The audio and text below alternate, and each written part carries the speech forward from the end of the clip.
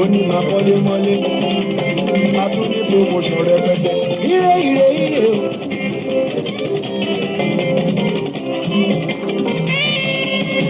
Olúwa ni ó máa jẹ́ tèmi. Ire ni tèmi, ire ni tèmi o, ire ni tèmi, ayọ̀ ni tèmi, ayọ̀ ni tèmi o. Eégún tí ó ṣe bí ilé-ìbí òsì nínú egungun, ẹyẹ tí ó dorí kodò bí àná òsì láyé, àfẹ̀yìntẹ́jẹ́ ó bá tẹnu rẹ̀ jáde, ọ̀tọ̀ ní tìrókò láwùjọ gínígbó, ìkànnì rédíò yìí sára ọ̀tọ̀, ìkànnì rédíò kan rèé o, Princess Josephine rédíò ló ń jẹ́ tó ta kàn mọ́lẹ̀ lórílẹ̀‐èdè Amẹ́ríkà níbi tí wọ́n ti ń dá kéke lúkẹsẹ̀ kiri gbogbo aráyé, àṣà, ìṣe, èdè, ọ̀rọ̀ ìjìnlẹ̀ Yorùbá kún bẹ́ẹ̀ kọ́kọ́, ó jẹ́ ti ròyìn àsìkò tó pójú owó, ètò tó fa kíkí lọ́nà gbogbo ọ̀kan ní Princess Josephine rédíò láwùjọ ìkànnì tó kù Princess Josephine rédíò ìgbóhùnsáfẹ́fẹ́ tó ta mọ́lẹ̀ pẹ̀lú ìdí tó péye. Mo kí gbogbo yín kú àtijọ́, sí àlàáfíà lẹ́wà, àsìkò ti tó fún ètò ẹ̀kú àtijọ́.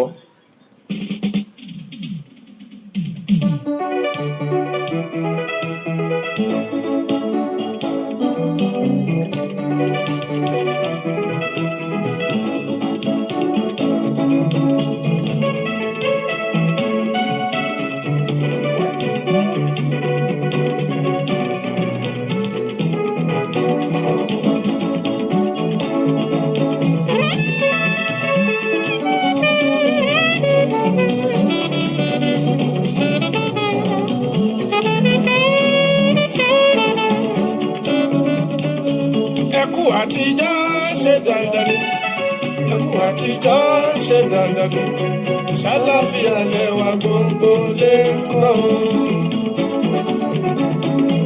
Ẹkú àtijọ́ ṣe dandan ni, ẹkú àtijọ́ ṣe dandan ni, ṣàlàáfíà lẹ́wà gbogbo lè ń kọ́. tó wọ́n ní ṣàlàáfíà láwà gbogbo lè ń kọ́. èèwò mi wà lé ìyá rẹ ò sí lé bí ìyá rẹ ò sí lé bàbá rẹ ò sí lé. ẹ tún kú àtijọ́ ẹ káàbọ̀ sórí àkànṣe ètò ẹ̀kú àtijọ́ lórí ìkànnì Joksibi FM rédíò Houston Texas la fi kalẹ̀ sí lórílẹ̀‐èdè Amẹ́ríkà ọmọọba gbàngbòn wọlé. ẹ máa kú àtijọ́ o ṣé dáadáa ni ṣàlàáfíà lẹ́wà gbogbo lè ń kọ́ àṣà ò máa pẹ́ lóko tó bẹ́ẹ̀ ọ̀nà mà lójú ọ̀nà ní nítorí a ní àwọn Yorùbá àtúndébà ṣe ń dé African time torí ó dàbí pé wọ́n ti bí wa mọ́ ni African time yẹn wọ́n bí wa mọ́ ni aago mẹ́ta wa yẹ kó jẹ́ aago mẹ́ta wa lóòótọ́ ṣùgbọ́n bó ṣe ń kórí àdúpẹ́ lọ́wọ́ Ọlọ́run ọba tó mú wa sórí ètò yìí ìbà fọ́lọ́run ọlọ́jọ́ èní ọba tó lónìí ọba tó lànà ọba tó lọ́jọ́ gbogbo ọba tó ní déédéé lọ́wọ́ ẹtẹ rí wọn ní ẹni arábá rọ ló máa ń kọ àkọ́kọ́ ewu ṣùgbọ́n òwe àtijọ́ nìyẹn nítorí snow gidi ló ń snow ní Houston tá a wà yìí ní wákàtí yìnyín gidi ní ó yẹ ká kàkọ̀pọ̀ ẹ̀wù wọ́n sì ti ní káwọ́ bíi mẹ́fà káwọ́ bíi mẹ́jọ kára lè rọ̀ wá dáadáa náà ni orúkọ mi ò yí padà ọmọọba Joksibi náà ni ẹ káàbọ̀ ẹ kú bí ojú ọjọ́ ṣe rí lónìí ẹ máa gbádùn wa lénìí pàápàá pẹ̀lú bàbá wa àlejò wa tán wà pẹ̀lú wa lónìí ẹ máa bá wa ká lọ. tó ẹ kú dédé wòyí ẹ̀yin èèyàn wa ẹ tún káàbọ̀ sórí àkọ́tún ètò wa ẹ̀kú àtijọ́ wọ́n ní ẹ̀kú àtijọ́ ara ò lè bí ẹ̀kú àtijọ́ ara ò lè bí. bí bàbá wa Ìbàdàn ti ń kọ́ ń gbà wúlò to the blessed memory àwọn bàbá wa Akínyẹlé bí wọ́n ti ń kọ́ ń gbà wọ́n lẹ́kọ̀ọ́ àtijọ́ ara ò lè bí sàlàáfíà látúbà yìí àṣà ọ̀pẹ́ lóko bẹ́ẹ̀ rí ọ̀nà ló jìn o ẹ ti mọ̀ pé lọ́tún ló sì ní wá lẹ́yìn ni yìnyín sì ń bẹ lónìí mo bẹ́ẹ̀ lé ní kò sójú mi rí ńlẹ̀ yìí àbójójú ẹ rí òun ni mo ṣe ní ìrètá àpò lọ́nà olójú apẹ́ káàbọ̀ sórí àkọ́tún ètò ẹ̀kọ́ àtijọ́ tòní inú mi dùn ara mi yá alálejò lórí ètò yìí lónìí tí gbogbo yóò mọ wò tẹ́ ẹ̀ sì ń fojú wò tẹ́ ẹ̀ ń fetí gbọ́ wa ní dáadáa ẹ káàbọ̀ sórí Joksibi FM rédíò Houston Texas la fi kalẹ̀ sí lórílẹ̀‐èdè Amẹ́ríkà tá a ti ń dábí ẹnu tá a rọ̀ bí òwe ìbà Ọlọ́run ìbà ènìyàn ìbà Ọlọ́run Elédùmarè ọba ọlọ́wọ́ gbọgbọrọ àrí ìró àlá àtòfaratì bí òkè ọba tó jọba lọ òjijì fìrí ajípọ̀jọ́ ikúdà ọba ti pèrè fún ni òun náà láàmú fìgbà fún lójoojúmọ́ ǹjẹ́ ìbà ọkùnrin ìbà obìnrin ìbà onílé ìbà àlejò ìbà ọmọdé ìbà àgbà wọn ní bọ́ ọmọdé bá jú bá àgbà àròkò dalẹ̀ àdúpẹ́ ìbàláṣe o ẹ̀yin tẹ́ sọ̀rọ̀ ká tó sọ̀rọ̀ àtẹ̀yìn tá a jọ ń sọ nísìn àtẹ̀yìn tẹ́ sì tún mọ́ sọ́ngbà táwa náà bá tún kó ń bẹ́ẹ̀ ìbà fún gbogbo oníkálukú ìbà oyún ní ìbà ìṣẹ́ ẹ̀dí ẹ káàbọ̀ sórí àkọ́tún ètò ẹ̀kọ́ àtijọ́ ó kọ́ tèmi Ọmọbọ́lájí ọmọ Akọ́láwọlé ni bẹ́ẹ̀ tí ń gbọ́ wa lórí ìkànnì Jokesibi FM radio bẹ́ẹ̀ lẹ́wọ̀ wá lóòyè lórí Princess Jokesibi Facebook page adúpẹ́ lọ́wọ́ Elédùmarè òyìnbó ti sáyédẹ̀rọ̀ bẹ́ẹ̀ sì ti ń wọlé sórí ètò ọ̀hún bẹ́ẹ̀ láàrin yín Àtinúkẹ́ Túníà Domingo àríọ̀nbẹ̀ Ọ̀túnba Ọláìdé Òṣìfẹ̀sọ̀ àríyìn bẹ́ẹ̀ káàbọ̀ sórí ètò wa Rémi Adébáyọ̀ Ṣítàbí gómìnà àríyìn bẹ́ẹ̀ wẹ̀ káàbọ̀ wọ́n ní ẹ̀mọ̀kú ètò tó Ọlọ́run ṣètò rẹ̀ káàbọ̀ sórí ètò yìí Olúkáyọ̀dé Bánjókòó àríyìn bẹ́ẹ̀ o Ọláyínká Ọbádèjì àríyìn bẹ́ẹ̀ náà gómìnà ní àbáríà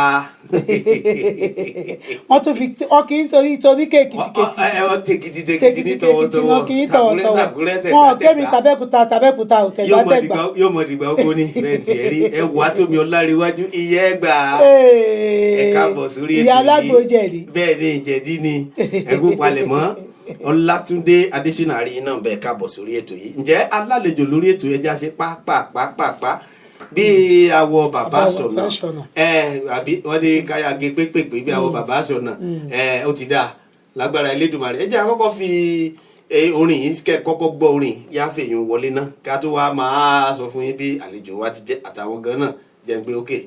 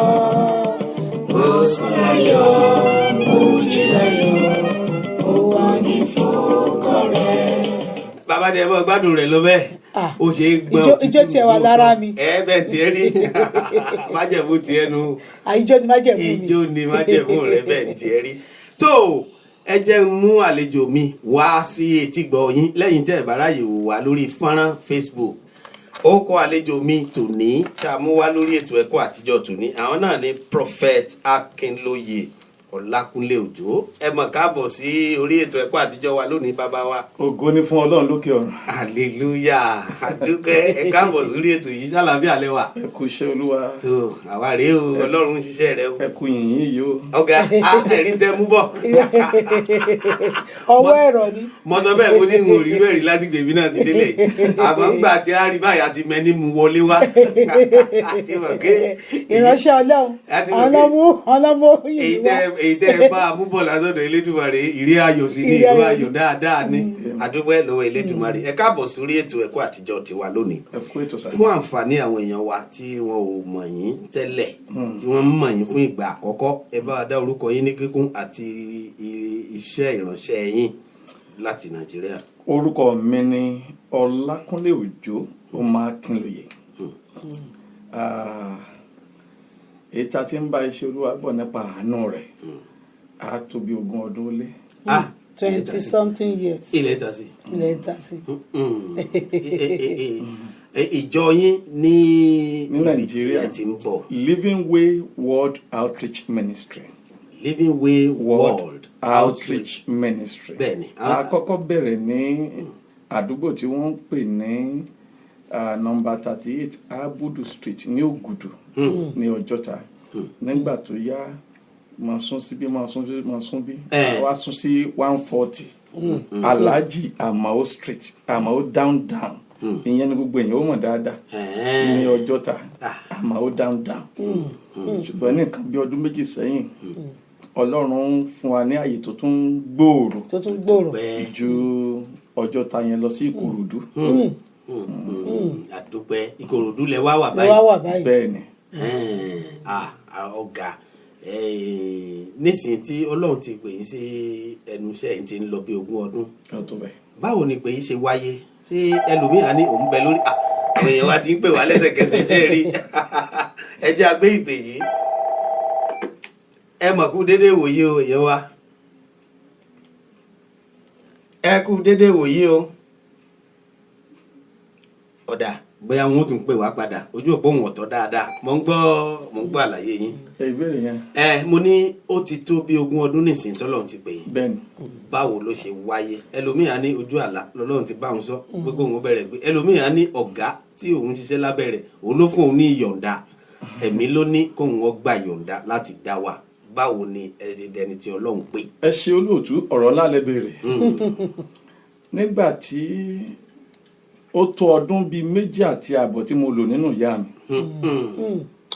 So nígbà tí mo máa dé ayé gẹ́gẹ́ bí ìtàn tí ìyá àti bàbá mi sọ. Nígbà tí ó ti tó ọdún kìíní, ọdún kejì, ọdún tó ti lọ bí 3, wọ́n sọ̀rọ̀ ìtì náà torí ìyá mi kéré nígbà náà. So wọ́n rò pé irú ọmọ kékeré yìí irú àgbákò lélẹ̀. So ṣùgbọ́n nígbà tó tó àkókò tí ìyá mi ó bí mi tí kò rí àmì pé ọmọ wà ń bẹ̀ mọ́, ṣùgbọ́n ní ọjọ́ yóò dàbí ìgbà tí àárẹ̀ mú ó wá lọ sí ọsibítù ní Èkó. Nígbà tó débẹ̀ àwọn nọ́ọ̀sì ń wò pé irú ọmọ yìí, so wọ́n ti sí apá kan, ṣùgbọ́n nígbà tó yá wọ́n rí pé ó ń jẹ̀rora, wọ́n wá ń wá pé olóyún Ọlọ́run lóyún, oyún òwò lélẹ́yìn, wọ́n wá ibùsùn fún pé ibi tó máa lè gbé sí, wọn ò rí ibùsùn. So in tó jẹ́ kàyéfì bẹ́ẹ̀ ni pé wọ́n ti ń wá ibùsùn fún ìyá mi, òjò àìṣú kan bẹ̀rẹ̀ pẹ̀lú àrá. So ibi tí àrá àti òjò àtẹ́gùn ti ń fẹ́, ibẹ̀ ni ìyá mi ti bí mi lọ́mọ. So ohun tí mo kàn dé ayé gbọ́njú ni pé ní dédé bí ọmọ ọdún 3 sí 4 ó ní wọ́n ti mú mi lọ lé kéwú. Kéwú. Bẹ́ẹ̀ni. Kékeré ni wọ́n lè ti kọ́ ọmọ ẹ̀ ní lọ́sọ̀. Tí Ọlọ́run dẹ̀ gba gbogbo ògo. So ìdàgbàsókè mi láyé tó ń tà mí rẹ̀. Ohun tí mo kàn rí ń bẹ̀ ni pé tí mo bá rí ẹni tí bóyá bí àwọn àkàndá ẹ̀dá tí gbogbo èèyàn bá ń fún wọn lówó nǹkan ká ní kí n lọ bá wọn kí n gbọ́wọ́ lé wọn, ṣùgbọ́n mo jẹ́ ní ẹ̀rù púpọ̀ àti ìṣe bẹ́ẹ̀ máa ń ní mi lára.